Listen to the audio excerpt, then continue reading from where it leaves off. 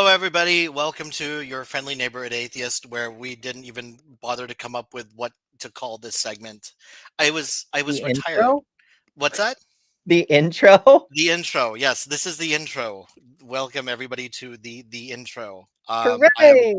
I am Puck, and joining me today after a considerable amount of twisting of arms is Ember. Oh, Ember, yeah.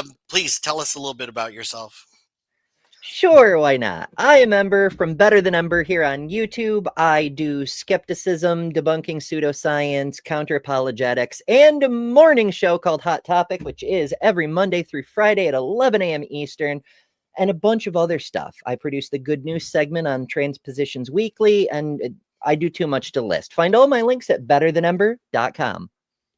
Okay, that was like really practiced and professional. I am Puck, and I mostly play video games, watch ice hockey, and do variant Sudoku. So I was retired. I was retired. I was done. I was done, and I was spending And they most of my keep pulling you weekends. back in. This is it takes this kind of ridiculous nonsense to bring me back, and I want to thank Ethan for giving me a place to do this because okay, so anyway, about 3 months ago, here's the short version. About 3 months ago, I ran into this content creator, never seen them before. What had a channel called The Metaphor of Gender, and I started watching, and I was like, wait a second, this doesn't seem right. There's something about this, and I can't put my finger on it, but this doesn't seem right. So I called up the people that I know, and I said, who wants to help me go over this? And I was introduced to Ember over here because we are such a wonderful community who likes to do this. And turns out, Ember, you already know who this person is. Oh, yes. So, and this goes to show you how like far behind I am. Like I've never seen Sasha before in my life, and yet here we are. But what I wanted to do is not just go over the content, but to also offer a template and a way for people to evaluate content on their own when they run into it in the wild, and to be able to pick it apart from themselves, even if they don't know much about the topic, to try to be able to figure out, hey, wait a second, what is this person really trying to say? What is the platform really? What is their bias? And so on. And I think the best way to do that is if we can just like jump in here. So Ethan, if you would turn on the first slide, please. This is the metaphor of gender, and people can follow along if they want to, but I don't think we're gonna. I don't know if you want to link this or anything, but you can search for it yourself if you want to find it. Let's meet Sasha, everybody. Yay. What if gender isn't really about labels or clothing or brain scans? What if gender is actually something completely different? An attempt to express an intangible and visceral experience. Less about categories or aesthetics and more about metaphor. Slide. What if Okay. everyone is thinking about gender wrong? Slide. Okay, so right away, what we're seeing here is like it seems friendly and open-ended. We're just asking questions here, right? And that is an interesting way to start drawing people in. But immediately, I see the scratching of the chin already because you're seeing a red flag that I might have missed. So Ember, just based on the few questions that were asked there, what are we looking at? Well, there's a few different things. We'll probably get into it a little bit more later on, but one of the very first things you want to do if you suspect red flags is find out who the hell is talking, and I'll tell you more about Sasha in a little while. But the first thing is the title, the calling the channel The Metaphor of Gender. And then the way she introduces it. It's presented in an open, friendly, folksy way. It's very well produced. There's a lot of money behind this production. And I mean a lot of money behind this production. But the way she focuses on what if it's not something real? What if it's a metaphor? She's framing the concept of gender as a thing that isn't real, which sets the stage for some interesting interpretations. It does. And when we say a lot of money, okay, I have a really good setup. Okay, my wife and I are both Twitch streamers. We got the good stuff. I have an i7 24 core something whatever here. This is a high definition camera that we've got. The lights are from IKEA. Okay, this isn't chump change that we have here, but look at the polish that we see in this presentation here. Like I can think of very few people in the atheist content creation sphere who has this kind of polish. I can think of maybe 5 people total. And that's not an insignificant. That's a significant amount of change that goes into this. So yeah. So step one is why are we framing the conversation in this way? And look at the person and look at the amount of money that's going into trying to make the statement. Can we move on? Let's hear what she has to say about the meta. A lot of people feel trapped between two opposite sides. On one hand, you've got gender activists making claims and using slogans that don't always line up with reality. On the other hand, there's a hyper-rational approach that can be dismissive and condescending and fails to make room for people's very real personal experiences. All right. So If you've been burned out by both, There we go. Huge red flags there. The first is that they're showing the trans activists as saying something that no one says, right? Trans women are biological women. That is actually a straw man, the conservatives say, but no one actually says. And the other is framing the gender critical side as being the rational ones.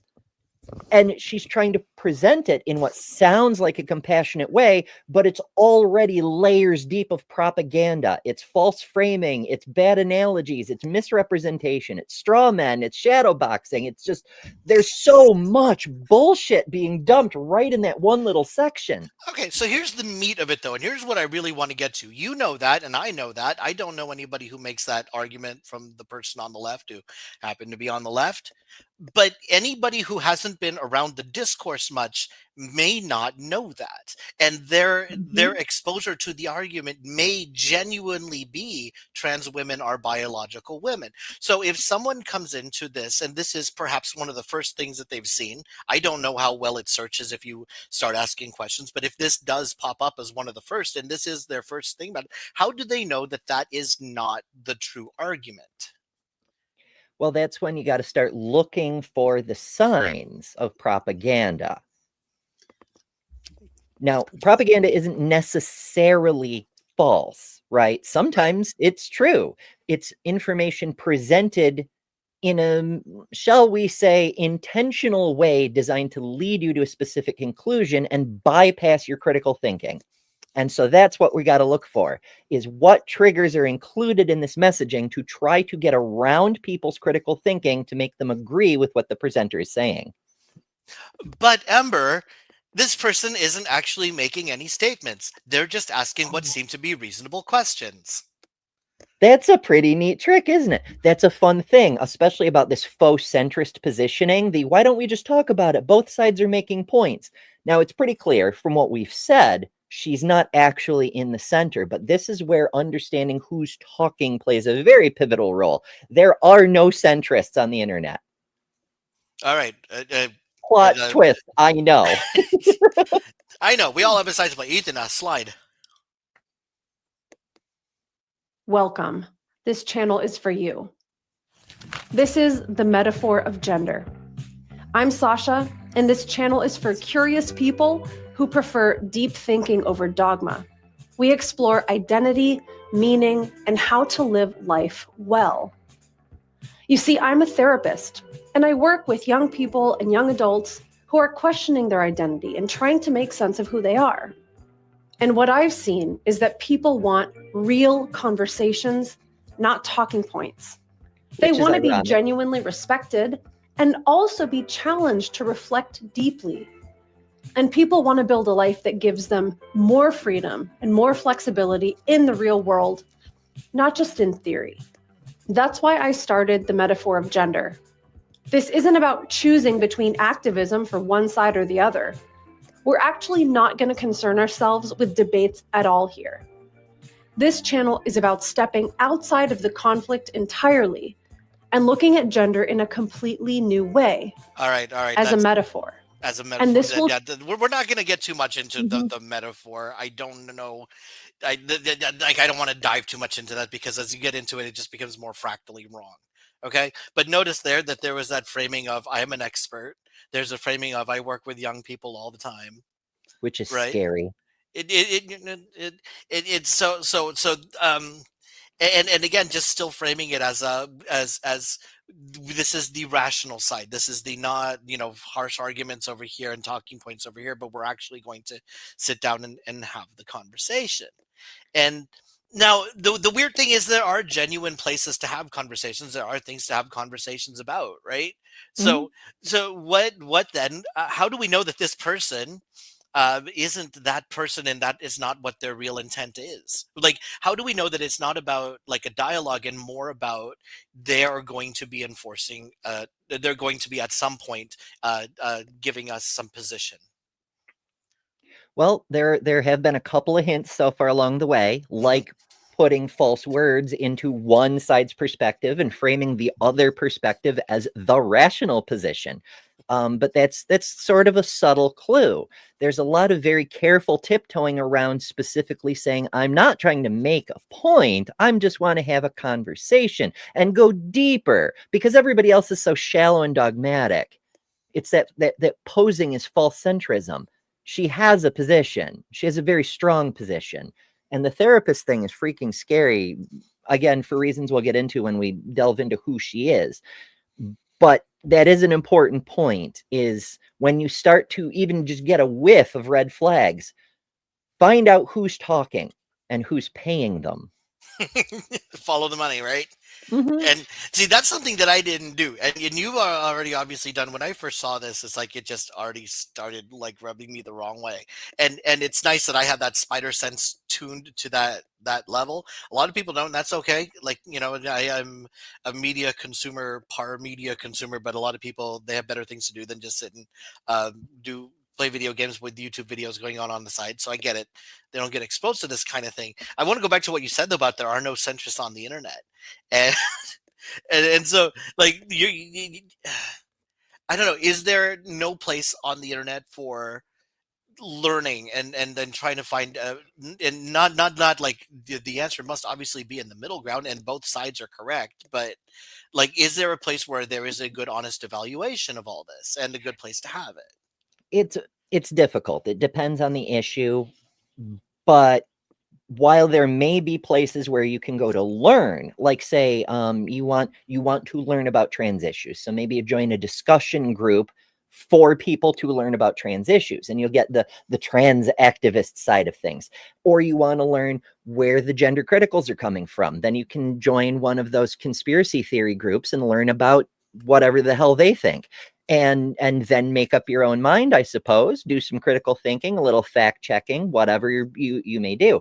But the reason I say there are no centrists on the internet is because nobody spends hundreds of thousands of dollars or whatever her setup cost, pretends to be a brand new fresh face on the internet because she isn't, and then poses that she doesn't have a position to advocate for. She has something to say. That's why she's here. That's why she has a channel. So there is definitely space for people who, like even now, like I'm biased because I've been in the sphere for 5-6 years now, but there are some people who are genuinely thinking about this for the first time and who are in a position of, well, I don't know, I don't have enough information, and they're going to run And into content like, that yeah. is valid. Yeah, that's absolutely legitimate. Like, if you just really haven't put a lot of thought to it, if you're in a community where um, gender issues just don't come up very often, it happens. And so we're not at all putting down people who don't come into this with a full stack of knowledge. We get it. Like, everybody is in a different phase in their learning, and for some people, they have the privilege of this isn't really something that they have to put a lot of thought into, so they run into this and they're like, wait a second, what is that really what the left is saying? Is that really what the right is saying? And that's what channels like this metaphor of gender, that's what they're for, is to find the people who keep hearing the president say trans this and Gavin Newsom say trans that and whatever else, and they're like, what the hell is this all about? And they come across a channel like this and they're like, they're honest enough to say, I don't know enough about this. This looks like a neutral place to learn more. And that's why it's there. That's the trap. Okay. I'm gonna make a prediction about the next part of this video here. And then we're gonna watch, and then we're gonna actually move on to the next one. I don't want to spend too much time on the intro, but since this is the intro, and since this is the kind of position she's going to pretend to advocate for, I'm going to bet I'm gonna bet a chocolate chip cookie, which I will send over to you if I'm wrong, that in the next, let's call it 2 minutes, she's not actually going to state any position. She's just going to be an advocate for asking questions and having conversations. I'm just gonna call it right now. I don't even remember. Ethan, 2 minutes worth with cookies on the line. Give you greater clarity and freedom for how you want to engage with gender, whatever that means to you. Notice no position, whatever that means to you.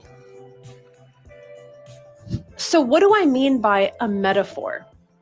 Metaphors aren't just nice sounding poetic flourishes. Metaphors shape how we think, and they give us a powerful tool for understanding the world and for expressing ourselves. Metaphor is a type of figurative language that applies a word or phrase to something in a way that explains it, but isn't literally true. No, there's the red flag over there, because now in doing that, it's about interpretation rather than definition. That's already, it's already starting to get fuzzy. No, I didn't mean for you to stop, Ethan. I'm just pointing out that it's a vivid image in our minds, no which positions is are being visceral, emotional, and embodied. Metaphors very often evoke sensory experiences. Take the phrase, "I'm not falling for it."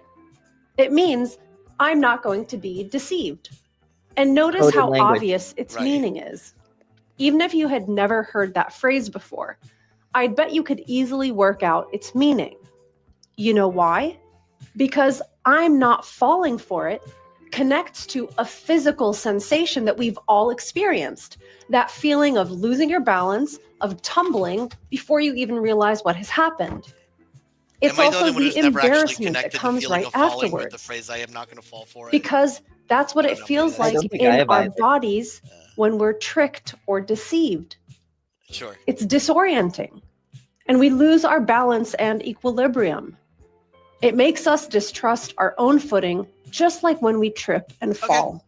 I was right. No actual positions being stated over here. This is a metaphor. So, and again, that's the point. This is like a warm-up video. This is like getting you lulled into that false sense of we're here to just talk and just have conversations and maybe present some rational insight that you haven't heard before.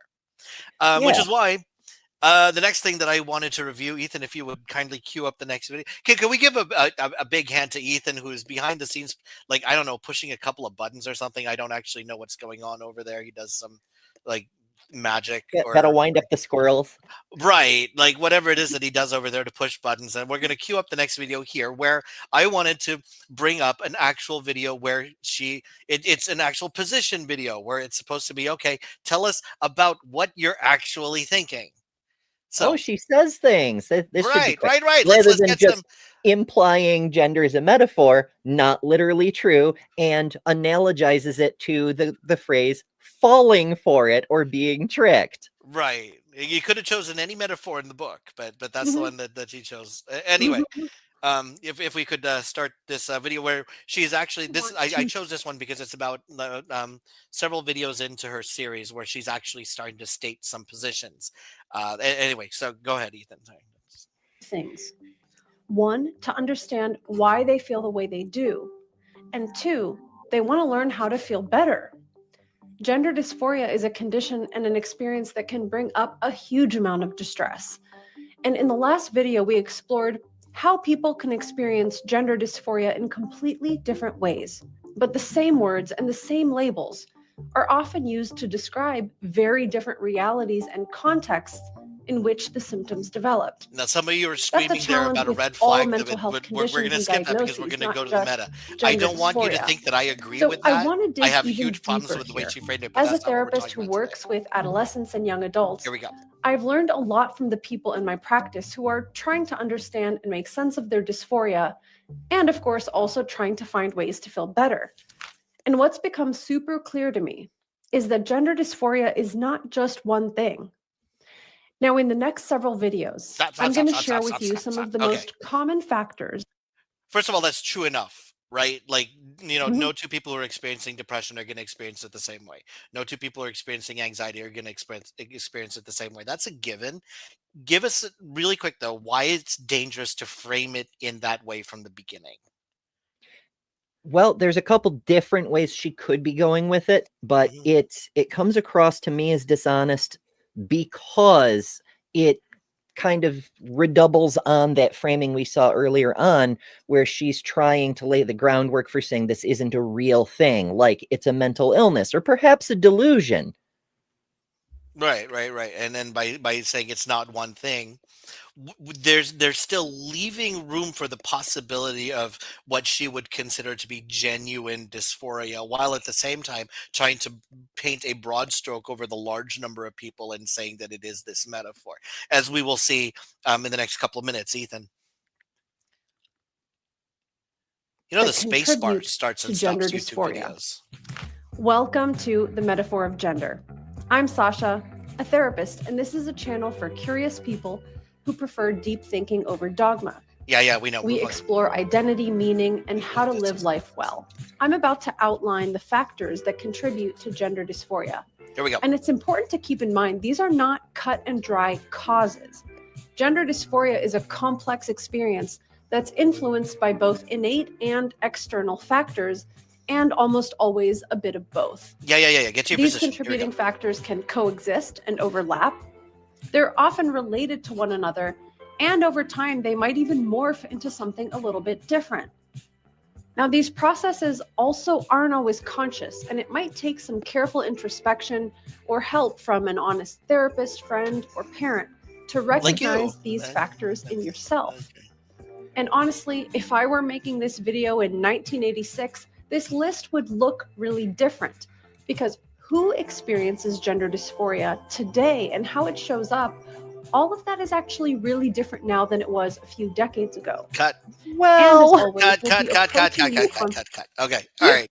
Go for it.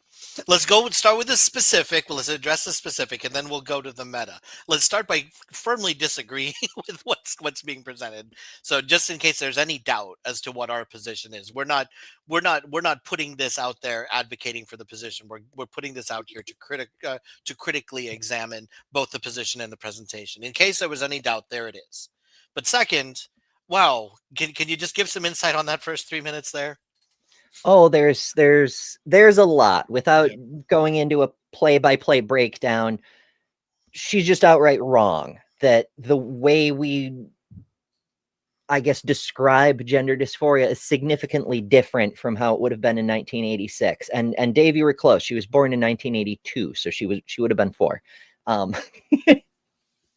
Like, it's been understood for over 100 years. It's pretty much the same. Now, we are always expanding our understanding. Like, now we have a much better grasp on what it means to be non-binary, for example, and different specificities, different ways of understanding these things. But the general concept of gender dysphoria has been well described since Hirschfeld's time, around 100 years ago. It was the basis for the Harry Benjamin protocols, right? Which are still the basis of how we do everything today. We've added on, just like Charles Darwin was the basis for evolution, but we don't do what Darwin said anymore because we've added more knowledge. It's the same thing. It's an understanding of an innate sense of identity that does not match the way you're interacting with society. That's pretty much it. No, and while I agree with you, again, to a person who is intelligent but otherwise uninformed, who is running into this content for the first time and does not know about the robust body of scientific knowledge into it and is experiencing this for the first time, again, she comes across as seeming very rational, right? And seeming very, well, there's a lot of different takes on this. So how would one look at this content, or how can one teach other people to look at this content with more of a critical eye and not just assume that what she's saying is sorry, gospel? Did I mention I'm irreverent? Okay. It has come up, yes. Okay. Now, one of the chief clues is the deliberate attempt, because it's clearly an effort at this point to refrain from stating firm positions to the extent possible. It's not completely possible, but she's trying so hard to not say anything and just present images and leanings and so forth like that. And it's wild, it's infuriating. But that's a good red flag to look for, is this person trying to avoid saying things. Okay. All right. Anyway, Ethan, if you would continue. With psychological flexibility and discernment rather than getting too rigid or formulaic with these ideas. So, based on my clinical experience, here are the 7 main factors which can generate, contribute to, and shape a person's gender dysphoria. Rejection of natural gender non. Now she's already saying it right there. Look, she's framing herself as an expert and putting herself in this position based on my experience. Here's a nicely, carefully manicured list of this, and it's putting it in a position of authority and saying, "Dude, I kind of know what I'm talking about." Not putting us, sure, she's got clinical experience and whatnot, but doesn't mean you don't have a position that you're trying to advocate for, right?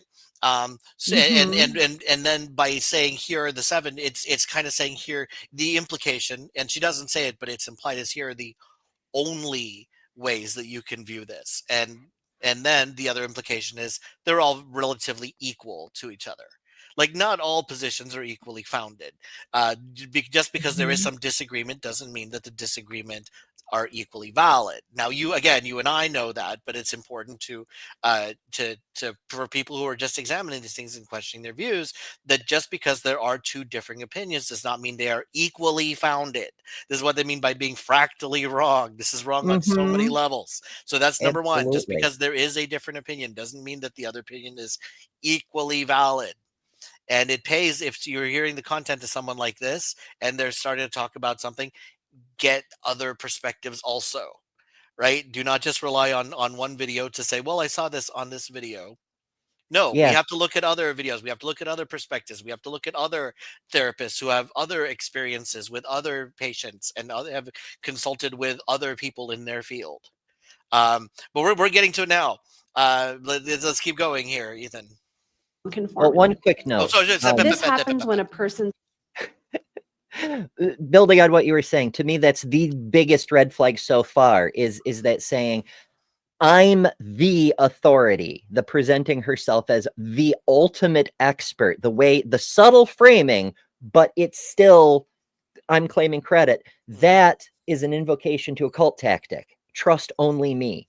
Yeah. And she's subtle, not saying, but she's also not saying stuff like the general medical consensus of the community. She's not saying, like exposing to, the as a whole. She's just speaking from her personal experience as if this is all you need to, you just need to trust that. Interesting framing. And you now that we pointed out, it's like, have you ever had a friend who bought a new car, like they bought a new Kia or something? Something you drive around town, you see Kias everywhere. Right. That's kind of what I'm hoping to do here by calling these things out. As people watch other videos and content, they're going to start seeing more Kias out there. It's not that there were any fewer or more Kias than there were before. It's just now you're attuned to it. The point here is attunement. Let's go on with a little bit more and see if she actually gives a position here.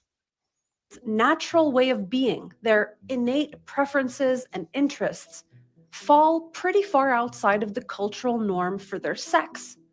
And due to internal conflicts or external pressures, their gender nonconformity is rejected, and they come to feel that they're not succeeding as a boy or a girl, whatever their biological sex is.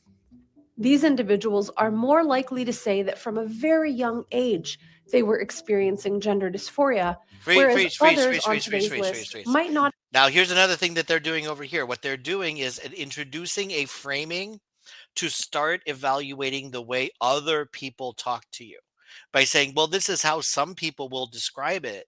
And in saying it in that way, it taints any future conversation that a well-intentioned person might have when they hear another person talking about gender issues.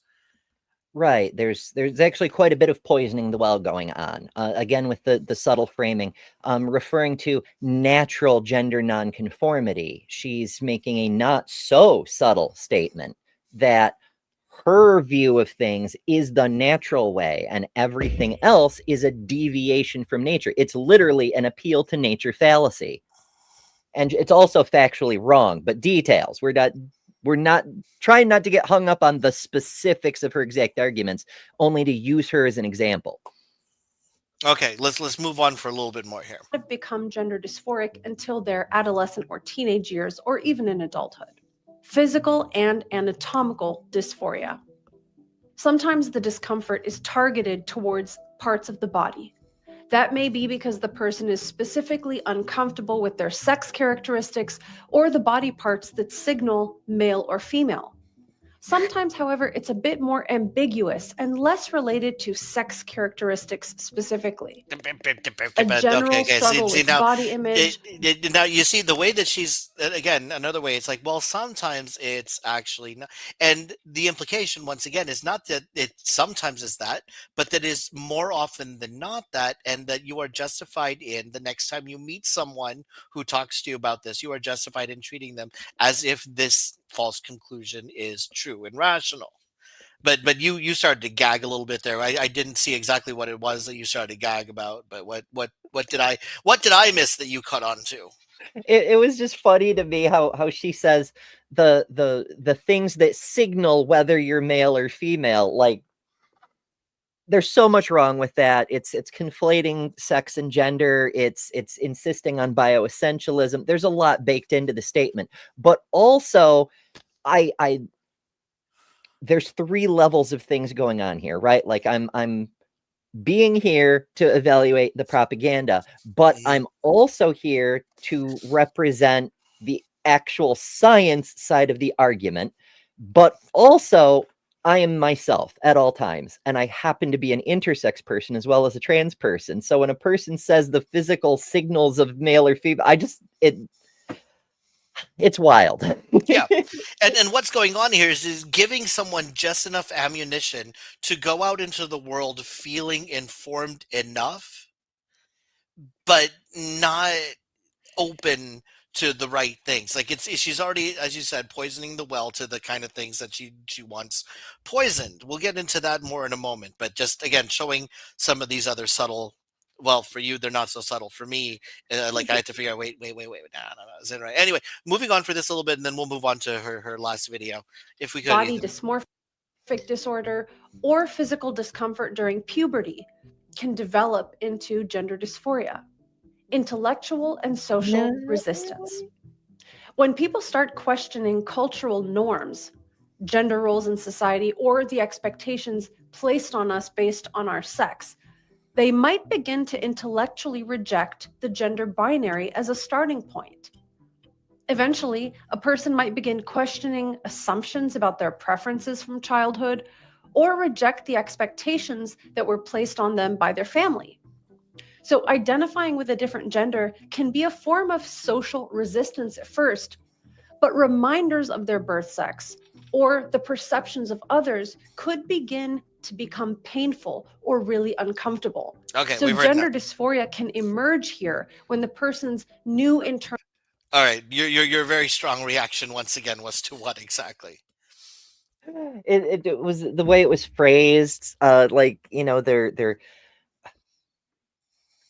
their gender dysphoria is an act of rebellion. It happens in their teenage years when they reject the sex-based binary roles. It's, naturally constructed by, it's bioessential, but it's constructed by society. And everything was all mangled together. Like, the words made a sentence, but they didn't make sense except through the specific lens she's trying to project through. Okay. And again, I wouldn't mind picking on more of this, like, in a detailed way. But again, the WNBA game is in a little while, and I promised I'd get everybody out of here in time. There is room to pick these little statements apart.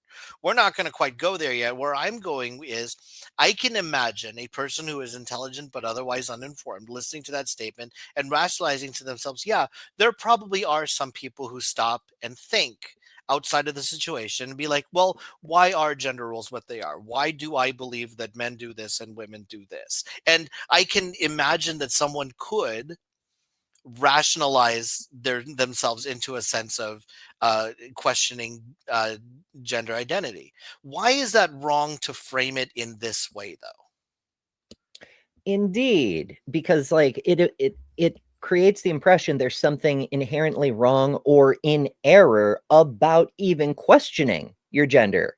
Like you're whatever you're assigned at birth or whatever, that is who you are. And only crazy people with mental illnesses question it.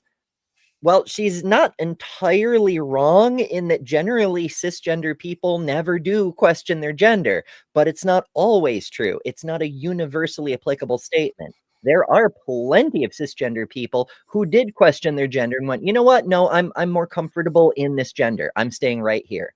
And that's fine. That's in fact quite good, you know? Okay. And now the last thing that I wanted to do, because now I want to show, and anybody can go into these videos. These are publicly available videos. So if you don't believe what we're saying, you can go there and evaluate it for yourself. Like we're not here biasing or tainting this content. If you want to evaluate it on your own, look her up. Channel is called Metaphor of Gender. Probably not going to add links, but you can do it if you want to. But I wanted to look at a response video to see not only how she responds, but also choosing the kind of things that she responds to. So, Ethan, if you would kindly cue up that other video. Oh, I have to get into big. You can see my pores and everything. I'm not ready for this. Look at this. You know, like an old school 1080p camera. Like, I'm not prepared. Yay long years ago, this is how not prepared I am, right? I used to have like shaved sides on the head. I used to have that high undercut. And now look at this. This is a mop. This is how retired I was. I was like, I'm done. I don't have to have the puck hairstyle anymore. But no, Sasha comes along. Anyway, response video. Let's see what we got here. Oh my. To a Sasha Responds video where I respond to your questions and comments that were left here in YouTube. These questions are selected by my producer, not by me. And so I'm going to take a look at the question for today and just give you my off-the-cuff response. So let's have a look. That computer's not connected. Okay, so today's question, question and comment comes from Ragouge874. I'm not even fully convinced that Ragouge says, generally, I agree, but why are you so worried about transgender medical intervention? But you said no word about cisgender people getting gender-affirming care like fake boobs or genitalia surgery. Why an adult trans person has to go through complex or complicated processes, and at the same time, cisgender people can do every surgery they want without examination or diagnosis to prove they don't have any body dysmorphia. Freeze. Okay, so this is a very common question. Legit question? Not a chance. That no. I mean the question itself. Like, is that a reasonable question to be asking? If a real person asked that, there is something to that, because there is a tremendous amount of gatekeeping on trans medical care. We're talking like surgeries and such, right? There is an informed consent model for hormones in most places, but not all places. But yeah, there's a huge amount of gatekeeping. Like if I wanted a boob job, I would need like a shit ton of references. I'd need a psychiatrist and a psychologist to write me reference letters. I'd need to jump through a bunch of physical hoops and things to prove that I'm like able to do all the things. Whereas if Sasha wanted the same procedure, she'd just have to go through her insurance company the same way she would for any other procedure. Like her primary care physician would have to say, this is a thing she needs for her confidence or sense of well-being, and then stamp accepted. And she's in. She can schedule her appointment. So yeah, the degree of gatekeeping is a legitimate dichotomy. In the UK, it's even worse. They have an entirely separate system just for gender care. You can't do it through the normal, what do they call it? The health system. Right. Like I'm sure Ethan's not the type to put in a shill commenter, but it does not seem outside the realm of the possibility that someone could, like who owns a channel of this magnitude, would create a fake account just to put a comment like that and make it appear like a reasonable question. Who knows? I have no idea if this is like a legitimate question, but it does seem on its face like a rational kind of question to ask. Well, why is there so much gatekeeping? You know, like you pointed out, a lot of cisgender people will have gender affirming surgeries of one type or another. What this question does appear. Okay, so let's hear what Sasha's response to it is. Question and maybe criticism I think that people have when people talk about the importance of, taking it slow in gender therapy, or the gatekeeping question, right? I think a lot of people do have the same question as Raguj. I hope I'm pronouncing that correctly. I think the starting point for me here is that there are fundamentally different risks involved with surgeries like breast implants, for example. And when Raguj says genital surgeries that are supposedly gender affirming, I'm not sure what this person means by that. Let's just take an example of She's an a expert. woman who gets a labiaplasty to make her genitals look more, I guess, aesthetically appealing, in air quotes, right? It's a complicated question, but if that's what you're talking about, right? There are fundamentally different outcomes and risks involved with that type of genital surgery or breast implants for a biological woman versus the gender affirming interventions like taking hormones or having, mastectomy, top surgery, or genital surgery for trans. Ember, are you in any way advocating for surgeries and procedures to be done without a meaningful conversation about the risks involved? No, of course not. You Of should course never not. get medical care without consulting a medical care professional. Yes, and this is for anything. This is about like changing your diet and lifestyle. This is about any major invasive surgeries. It absolutely makes sense that you're consulting a medical professional with all this. So just putting that out there, that we are not in any way advocating for, like, you just say this is what I want to do. Okay, sure, let's get you on the table. No, there are meaningful conversations to be had. There are risks involved in any kind of surgery, and an important part about that surgery is the informed consent of knowing what's involved with it, what the risk factors are, what the possible side effects and long-term effects are. So we are going on the record by saying, yes, that conversation is a very important one to have. Ethan, keep going, please. Affirming care. Those are really, really different things. And I want to They're start not. out by saying I can totally understand why people don't make that distinction, because there are a lot of arguments, philosophical arguments, that sometimes advocacy groups or activists use to make it seem as though these things are exactly the same, right? And I think that's a big problem, because as I talk about all the time on this channel, when we're talking about reality, we're dealing in trade-offs. So the reality of what does it look like for, let's say you have a biological male person, okay? Assigned male at birth person, to have a physically healthy body. There are certain hormonal levels that this person's body was built to operate on. And so it's not like you can just simply say, hey, my body is a completely neutral vessel, and I get to choose what hormonal balance I want. Do I want a masculine hormonal balance or a feminine hormonal balance? Gender medicine, of course, gives people those options. So I'm not saying you can't do it. I'm not saying legally or even realistically. But when we're talking about why anybody would be a little more cautious, or maybe a lot more cautious with gender medicine, is that it takes a very serious toll on a physical male body to strip it of the natural levels and balances of testosterone versus, progesterone and estrogen, and adding those other hormones into the system. It's not the same thing as, even though I don't think this is a great idea either, let's say a male person who has body dysmorphia getting calf implants, right? That is a very different thing, even though, of course, all surgeries and all medical interventions do have risks.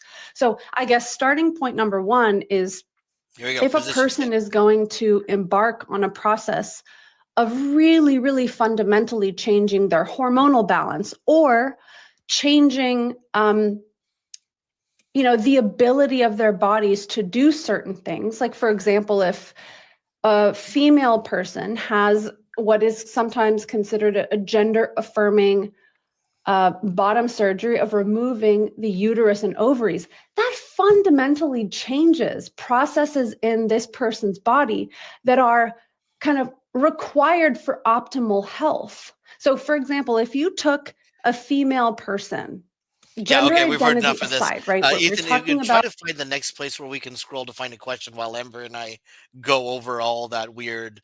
I'm setting a position, but not. Like you're Well, like every time she was like this close, so she's gonna say it, and then she realized, wait, I'm not supposed to. well, she did actually let several positions slip through, like Right. her statement about how first of all, she's equating everyone who's assigned male at birth as all being the same. She's half right in that a body is designed to work on a certain hormonal balance, which we found through trans people. By studying trans people, we have found that when you adjust the hormonal balance to match the gender identity, which it turns out there's a whole bunch of neuroscience involved, but TLDR, when your brain is running on the hormones it was designed for, it runs better. When you take trans men and you expose them to testosterone, suddenly their brain starts making sense. When you take a trans woman and you block the testosterone and introduce estrogen, the craziness, the rage, the anger, it all vanishes. Suddenly the brain is working. It's just working. So she's half right, but trans people are not the same as cisgender people neurologically or hormonally. All right, Ethan, try to find where this person where the next question is. I don't know if you can scrub this video, but let's just get the to fact the that we response to are the next. We've heard enough human about being it. mammals and Can you scrub? Is there scrubbing on aren't this? working. Be removed. Does she do a second Her question in this one? hormones produced by the I ovaries I in have order to imagine to there's be more than just healthy one and question for balanced this and video. stable and I disease didn't review free this. as I best wanted as she this to be as can, cool right? as possible So and seem that's really kind cool of that I point could number predict one. what And I the content was. But maybe there is no other question that's being asked on this video. Yeah, it's Oh, kind of look at that producer doing that video scrubbing. Excellent work. Maybe there is only one question on here. That just made my job a lot easier because now we can get to the part where we wrap a pretty little bow around this, where, like, I think we talked about this in the pre-show that this creator and this topic happens to be about trans issues and gender identity issues, but really this could be about a number of different positions and a number of different advocacies where they rely on putting themselves in a position of authority, speaking Mhm. as if they have unique experience on the subject, putting themselves as the only authority without presenting the other, especially the consensus on it. What other flags did we miss? Um, putting itself in the position of just having the conversations rather than stating a position, but having a position. Yeah, What just else? asking questions, but the questions are loaded questions that lead you in a certain direction. I mean, one of the reasons that I agreed to do this specific creator isn't just because I'm familiar with who it is. It's because this is by far the most subtle of the subtle framings in this kind of propaganda I've seen so far. If you can recognize the propaganda, you notice the subtle framing and you say, that's suspicious, I want to look deeper, and it activates your critical skepticism. If you can do it with these videos, you'll be able to do it with any other video on YouTube or Yeah. Rumble or whatever. Yeah, and there is absolutely no shame at all, I think, in being in different places as far as how knowledgeable you are on a particular topic, and looking at a video like this and saying, wait a second, this doesn't add up, I need some help, and Right. asking for help from people who are more knowledgeable, who are more experienced and more studied on the topic, and saying, can you help me evaluate this? Like, nobody's going to think anything less of you. Nobody's going to be, at least I hope, nobody in the community saying something like, well, if you don't already know, I'm not going to tell you. Right? Like, we can't afford that kind of gatekeeping here. We need to, be open to the people who are, if we want to say to people it's okay to ask for help, we have to be open to being asked for help. Does that make any sense at all? Is Yeah, that, yeah. absolutely. Unfortunately, in our general wing of humanity, where we believe in critical thinking and skepticism, where we appreciate when someone says, I don't know, we tend to be more inclined to educate people. Hmm. Yeah. And of course, if you don't know, but you have some kind of starting position, it's okay to start with that. It's like, well, this is what I've got so far, and this is where I went with you, Ember. And I said, well, it seems okay on the surface. I just get a really bad feeling about it. And you had no problem stepping in and saying, well, let's talk about this. So I appreciate that you took your time on a bit, what Tuesday, a busy Tuesday, to come in here and hang out with me Tuesday. and dissect some content. So thank you very much for your time today. And as a wrap up here, this is as always not the end of the conversation, but just the beginning. We do these things. I like to do content like this, not to have the conversation, but to also model how to have conversations your own, how to view content like this on your own, and then who to ask and how many people. I don't care how many people you have to ask for help me evaluate this content. There are people who are willing to do that. I also get, though, that a lot of people in advocacy are tired, and and they're be very careful about who you ask for help, because they may not necessarily be in a position, not that they don't want to, but because it's going to take something out of them that they're not ready or able to give at that time. Ember, though, is really tough. So I appreciate you coming out here and doing this. How often are you online again? How often do you do content? It varies. This is actually my 4th show today, but I I can't even myself am imagine. on every Monday through Friday at 11 a.m. Eastern, and then evenings on the weekends, and additional shows on other channels. I can't even imagine. Like, my introversion anxiety just sparked off just by hearing you say 4 shows in one day. Like, I can't. I did. That's just a little bit too much being on for me. Okay, I mean, you can't see it, but I'm in my basement lair. I have blackout curtains. If I can go without seeing another human for 3 days, I would consider that a good start. Well, that's fair, but the good news is, by being on the internet, we're not actually seeing people, right? It's just screens and cameras. And also, one upside to the tremendous upswing in transphobia in the United States right now, this is my actual job. Wow. This is literally I have no other income except what I get through YouTube, Patreon, and so forth, because I lost my job because of transphobia, and I can't get another one, at least at the moment. Well, this seems like a good time to remind people then to support the channels that you favor, even if it's completely free, in ways like liking and subscribing. Leave a comment. I'm going to put it out there right now. I'm going to be particularly interested in the comment section of this video. I'm going to be following it for the next few months, and I have absolutely no problem following up with any of the conversations anybody wants to have with me. I get a lot of people won't do that. I will, because I am just that, like, sick sense of self-harm. Anyway. You're a But masochist, my friend. yeah, but if you are able to financially support, find your creators, find ways to join their channel, find ways to subscribe to their Patreons, and thank you very much to the people who are patrons of this channel, who Smooth. keep the lights on, who keep the squirrels fed, and who keep Ethan in plenty of whatever it is that Ethan does. This is what buys me the Diet Coke, and the polished production quality that you see here, that is like maybe this close to what we saw in those videos over there. Yeah, help us keep the lights on. So thank you guys all very much, and of course, thank you very much for watching. Tell people about us. Tell people about where you can see content like this. Tell people, talk to people about how to evaluate content that they see online, and spread the word and keep those conversations going. Ember, last words. Use the damn share button. It's the most underused button on YouTube, and it's completely free.